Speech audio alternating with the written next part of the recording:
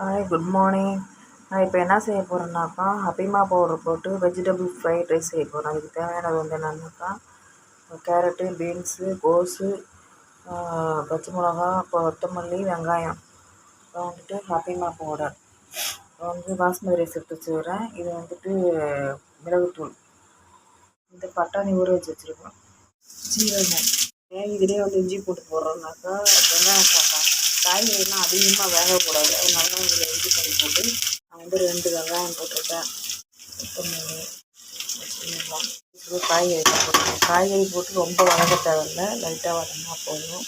இந்த அளவுக்கு வெந்திருக்கும் போது மிளகுத்தூள் போட்டுருங்க. அதை கூட வந்துட்டு ஹபிமா பவுடரையும் போட்டுருங்க. போட்டு கிண்டி விட்டுருங்க. இப்போ சுண்டல் வேக வச்சுருக்கேன். வேக வச்சு தான் எடுத்துருக்கேன் நான். ஹபிமா ஃப்ரைட் ரைஸ் ரெடி ஆகிடுச்சு. நீங்களும் உங்கள் பசங்களுக்கு செய்து கொடுங்க. நானும் லஞ்ச் பாக்ஸ் தான் கட்டியிருக்கேன். உங்களுக்கு பிடிச்ச லைக் பண்ணுங்கள், ஷேர் பண்ணுங்கள், சப்ஸ்கிரைப் பண்ணுங்கள். தேங்க்யூ.